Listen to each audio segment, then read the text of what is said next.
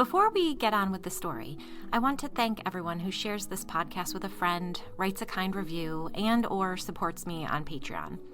You all make it possible for me to continue this project, and I am sincerely grateful.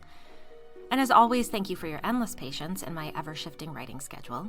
This story has taken on a life of its own, and while I have a pretty good idea where it's headed, sometimes the events along the way surprise me. Now, if you have the time, stick around after the story for an update on merch. All right, here's Thea, Part 2. "Looks like you have everything handled," said Bruce. "I have about 1,000,000 things to sort out before next week. Come find me when you're done out here." With that, he turned on his heel and stalked into the hotel. "Shit," Thea muttered to herself, realizing she'd come on too strong. "Don't worry about it," Kara reassured her. "He cools off quickly." "Thanks," said Thea. "I apologize if I've overstepped." "Are you kidding me? We'd be standing out here all day rehashing who is to blame if you hadn't taken charge," Kara replied. "I mean, I don't want to throw shade at Bruce, but he tends to have difficulty shifting gears when things aren't going to plan." "Well, this certainly wasn't part of the plan," Thea offered. "Not one anyone told us about, anyway," Kara replied, surveying the blood-soaked upholstery and shuddering. "Right," said Thea, wondering if there was more to the story. "All's well that ends well. Those cushion covers wouldn't have lasted an hour during ski season, and from what I've seen inside, the place looks great."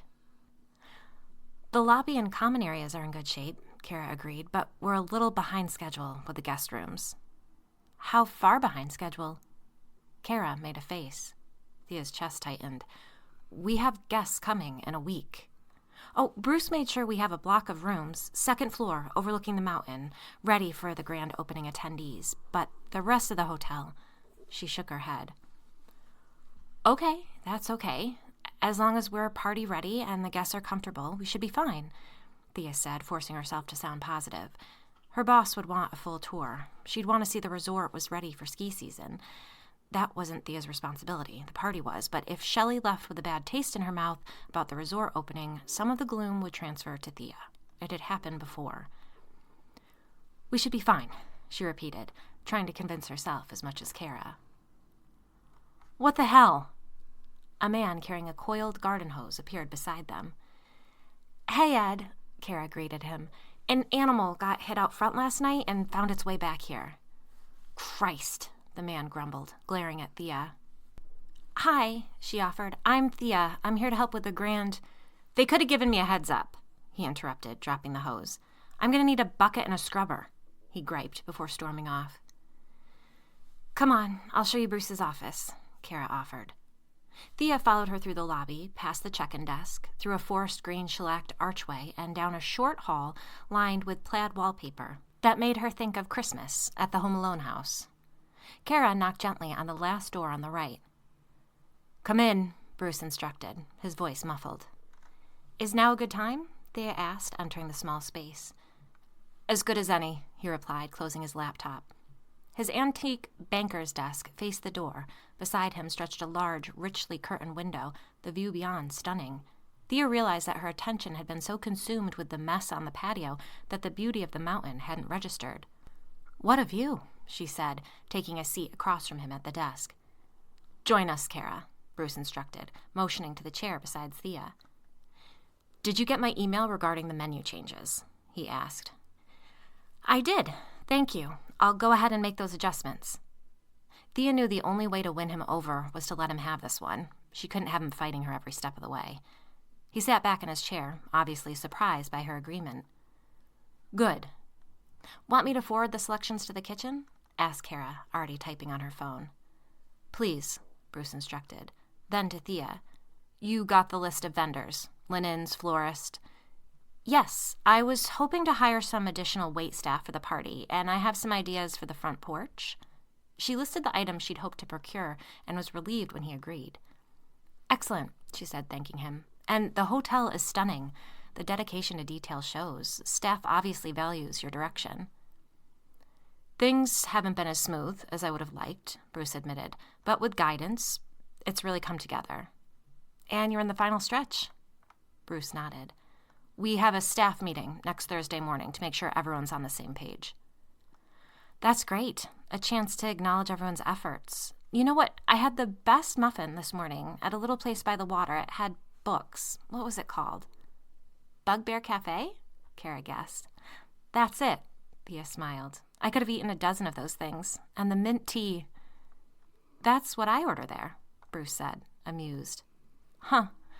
I wonder, you are holding the staff appreciation meeting on Thursday. It's probably too last minute. I could call Jilly, Kara offered. No need, Bruce said. I need to grab a few things in town later. I'll talk to Jilly about providing muffins and coffee for the meeting. Great idea, Thea encouraged. I'm sure everyone will appreciate the gesture. While you handle that, I'll sketch out a preliminary layout for the party. We're still a ways out, but the weather looks promising. The mountain is unpredictable, Bruce countered. I know you're having those twinkle lights strung up, but I wouldn't count on having guests outside. What about the ski lodge? Could we utilize that space, maybe hold cocktails here in the lobby and sunroom, and then move to the lodge for dinner? A look passed between Bruce and Kara. Bruce cleared his throat. That won't be possible. The lodge isn't ready for guests. Shelley was under the impression that, Thea began, there was an incident and the contractor pushed back the timeline.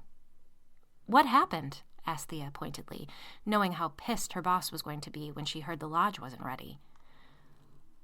Bruce? Thea turned to see a young man standing in the doorway, a look that could only be described as terror on his face. What is it? The tile guy needs to see you. For what? Where's the contractor? The young man looked like a deer in the headlights. We can't find him, he admitted. Bruce stood and stormed out of the room, the young man trailing behind. Who is that? Thea asked. Ben? He's part of guest services, but Bruce has him keeping tabs on the construction progress. The contractor's been a little flaky. They left the office and went back out to the lobby. I have some things to take care of, Kara apologized. Do you need anything, or... I'm fine, thank you. I actually need to make some calls, and then I'll start sketching the layout for the party, so we can plan for chairs and tables. Okay, I'll be back there if you need me. Thea watched her disappear through a door behind the front desk. She drew in a deep breath, rolled her shoulders back, and dropped her bag onto one of the lushly upholstered chairs set before the ornate fireplace. She desperately needed another cup of coffee. Maybe she could scrounge one up in the kitchen. It would have to wait. She had to call her boss. Shelley, hi, how are you? Hi, honey. How are things up north? Just fine. The hotel is stunning. I've only seen photos. I'm so happy you're there in person. And how is my baby brother doing? Bruce? Great. It's so nice to finally meet him in person. Good. I'll be there Thursday afternoon and we'll do a walkthrough. Have you seen the lodge yet? I like your idea of hosting the dinner out there. Of course he didn't tell her, Thea thought, annoyed. From what I understand, there's been a delay. Oh, I'm sure you can work your magic. I like the inspo photos for the florals. Has the florist confirmed? Just about, Thea replied. She didn't realize it, but she'd begun pacing circles around the lobby. Now, we have 57 confirmed attendees and counting. I think it'll be safe to plan for at least 70. Jenny mailed the gift bags and fillers to the resort. You'll be on the lookout for the package? Of course. So, how do you like it? The resort is stunning. Perfect balance of cozy chic. No, New Hampshire. Bearsboro. How do you like the town? Oh, it's darling. Straight out of an autumn Hallmark movie. Shelley chuckled. How would you feel about being there long term? What? That resort is destined to be our #1 autumn wedding venue, and we already have a wait list for blocks of corporate ski getaways. The numbers we've run are outrageous. I need someone there I can trust. I'm so flattered that you would consider me. I know you were looking for someone in Colorado. Shelley laughed. I'd never do that to your grandmother. No, we're sending Jake out there. Jake Vaughn, Thea said, keeping her voice as light and even as she could. That privileged little creep had been a pain in her ass since she was in grade school. We don't need to talk about this now. I don't want to add any pressure. You're going to knock this out of the park. Call if anything comes up, and send me photos of that lodge when you get a moment. Thea disconnected the call and slumped down into a chair. Jake Vaughn got the Colorado assignment, that sleazy asshole. He probably had his grandfather put in a good word for him with Shelley. Now she would be stuck up here in the woods with Shelley's brother. She wanted to scream. It was so unfair. She forced herself out of the seat. Nothing was set in stone. Colorado wasn't happening until the spring, and a lot could happen between now and then. She shook off her concerns. The important thing was pulling off a great party. If she could do that, then she could make her case for Colorado. As for Jake, two could play that game. She'd have her grandmother put in a call for her, telling Shelley that she couldn't wait to visit Thea out west. Once upon a time, her grandmother Ellen had been Shelley's boss. She taught her everything and was the one to promote her. Shelley owed Ellen, much more than Shelley owed Jake's washed-up old grandfather, who still thought everyone should listen to him because he used to be the mayor. She grabbed a notebook out of her bag and flipped to a fresh page, making a rough sketch of the lobby and window-lined room beside it. She stood between the rooms, imagining them filled with people. Trying to determine the most common-sense placement for the bars and tables, she wondered where bottlenecks might occur. Bars strategically placed on either side of the room would cut down on wait time. Cater waiters with trays of white and red stationed by the entry would cut down on the initial rush. If they were solving for 70 guests, they could do 7 tables of 10, which would take up a massive amount of space, but it could be done. 3 in the lobby area before the fireplace. The furniture would have to be stored or reconfigured. And 4 in the sunroom. Not the sunroom. What should they call that room? Conservatory, event space, terrace. Right, the terrace. 4 tables on the terrace. Across would be an area to congregate with 5 high-top tables. She made a note to add short floral arrangements to that order. Nothing should block the way to the back doors. People surely would spill out onto the patio. She was completing her sketch and making notes to herself when the front doors swung open and an enraged woman stormed into the lobby, followed by a harried-looking man. The woman scanned the room, locking in on Thea. "What happened?" she demanded. "I'm not sure," Thea replied, taking a step back. "What have they done?" the man insisted. The woman gestured toward the patio.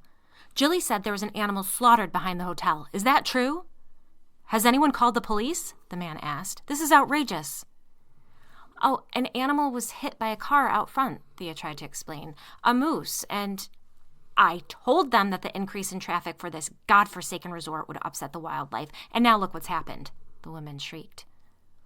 "What are you doing here?" Kara asked, moving from behind the front desk. "You know you're not supposed to be in here, Maggie." "We're concerned citizens, and we have every right to know what's going on," the man said, stepping forward. "Your people carved up protected forests, and now they're slaughtering animals? Why? To keep them off their precious property?"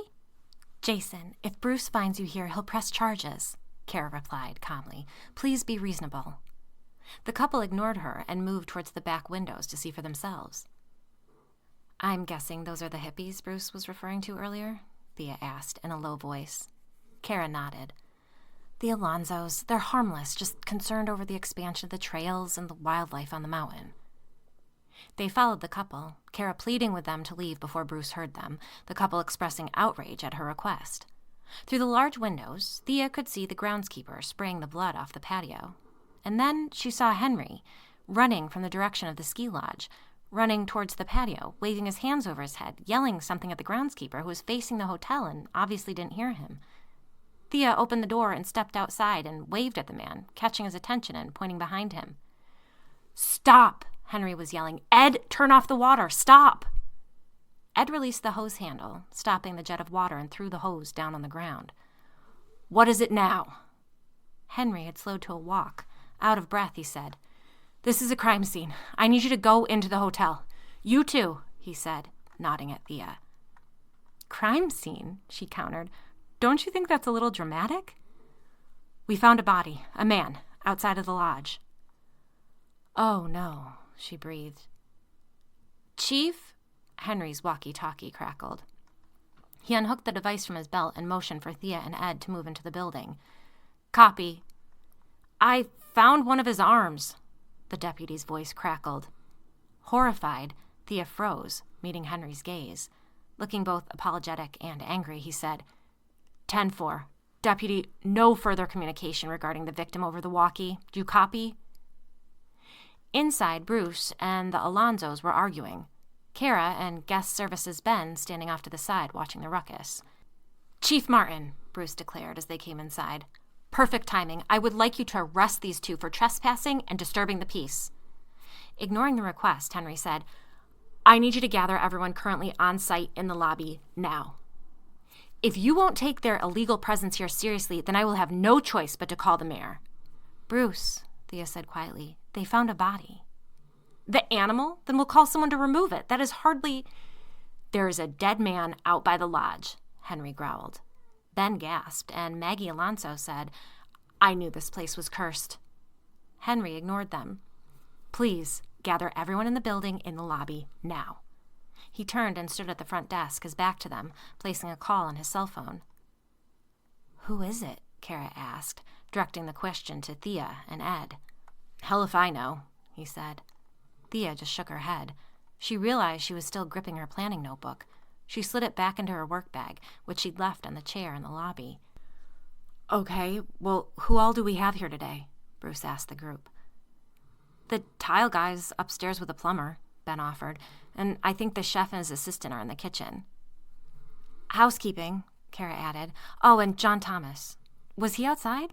She asked Thea. The electrician? No, I didn't see him. I'll get the kitchen staff and housekeeping and see if I can finally find that contractor, said Bruce. Then you grab the guys upstairs. Kara, go find John. Thea watched as they rushed off in different directions. Leaning against a chair, she drew in a deep breath to head off the shaky lightheadedness that threatened to overtake her. So, the anxiety and sleeplessness hadn't just been jitters about this job. And if she were being honest with herself, she'd known that. Deep down, she'd known something bad was coming. It wasn't just bad dreams from sleeping near that damn lake. She reached for her bag to retrieve her phone, and it began buzzing the moment she put her hand on it. She looked at the screen and saw the name she dreaded seeing the most in moments like this. Hi, Grandma, she said, answering. What's happened? Her grandmother demanded. I'm at the hotel and there was... She hesitated. What was there? A dead man with missing arms? A man died, she said finally. I knew it. I knew something bad was going to happen. My dreams last night. Her grandmother trailed off, then. How did he die? I'm not sure. It must have been some kind of an accident. I'm calling Shelley. You need to come home. No, it's fine. I'm safe. You sound exhausted. Where are you staying? At the hotel? No, a little cabin. On the mountain? No, right on the lake. By the water? Her grandmother shrieked. I'm calling your father to come get you. I have the worst feeling, and I know you have it too. Nothing good has ever come of ignoring our intuition. Who are you talking to? Startled, Thea spun around to see a very angry-looking Henry. Oh, sorry, Grandma, I need to go. Not so fast, young lady. It's the police. I have to go. I'll call you as soon as I can. She disconnected the call. I'm sorry, that was my grandmother. He nodded, looking only slightly less suspicious. Please don't talk to anyone else until I've had a chance to speak with you. The next 2 hours were a swirl of Bruce's anxious, angry energy, the Alonzo's outrage, and Kara's desperate nail-biting, as they each took turns being questioned by either Henry or his detective, a woman with a kind face and long, shiny black hair. Finally, it was Thea's turn. She sat across the desk from Henry in Bruce's office. Was it really the contractor? Henry nodded. What happened? From what I've gathered, he must have been working late on the ski lodge last night, and it looks like he was intercepted on the way back to the hotel. How awful. While I was waiting for my turn here, I was looking at videos of moose in Alaska on YouTube. They're territorial. They sometimes stomp people to death. Is that what happened? I don't believe so. But then, what happened to his arms? How do you know what happened to his arms? His look of suspicion returned in full force. When you told us to go inside, I'm sorry, but I heard the deputy say that he found one of his arms. Henry scrubbed his face with his hands. Had you had any contact with Greg? The contractor? No. All right, well, I know you just walked into this mess, but did you see or hear anything this morning that struck you as strange or out of place? Thea thought for a moment. Well, the blood-soaked patio gave me pause, she admitted. And the Alonzo showing up was a bit of a shock, but I can understand why they're upset. No, well, actually, Henry leaned forward. What is it? We were planning to host part of the opening in the ski lodge, but I was informed this morning that it isn't ready, which is strange because, according to the emails I've seen going back and forth, I was under the impression that it was all set. I'm not sure what happened. The nest, said Henry. The what? Some animal got in there and made a mess. Animal control was out here last weekend. I read their report. That's most likely why Greg was out there working late last night. I'm pretty sure they needed to rip out some flooring and fumigate the place. What the hell? Was it the moose? Henry pursed his lips, drawing in a breath through his nose. Listen, I don't know what happened here exactly, but I want you to be very careful when you're coming and going from the hotel and your cabin. Keep your doors locked. Just be aware of your surroundings. Well, I'll definitely notice if a 1,000-pound animal is after me. Right, well, we're not sure who or what did this. It had to have been that moose the people hit last night, though, right? She pressed. It was probably injured, wandering, and Greg was in the wrong place at the wrong time. Just be cautious. Okay. And I don't want to be insensitive, but I need to call my boss and explain what happened. And, well, I need to know if we have to postpone the grand opening event. I won't know that for a couple days, not until I determine whether there is a continued safety concern. I can make sure we keep guests inside. It's not as if a moose would present a safety issue if... Look, there's no moose, he snapped. I said there was a moose to keep everyone from panicking. They stared at each other, and seconds dragged out. Finally, Thea asked, what did those people hit with their car then? Something big, and they didn't hit it.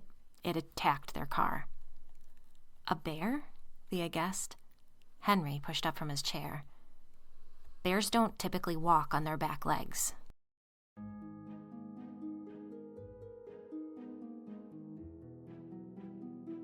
Dun, dun, dun. It's not a moose.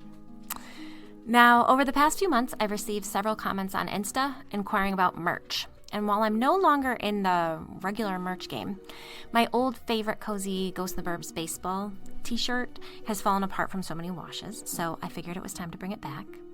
The t-shirts are on sale now via Custom Ink, and they'll be available to purchase for the next 2 weeks. You'll find the link in my Instagram bio and on my website.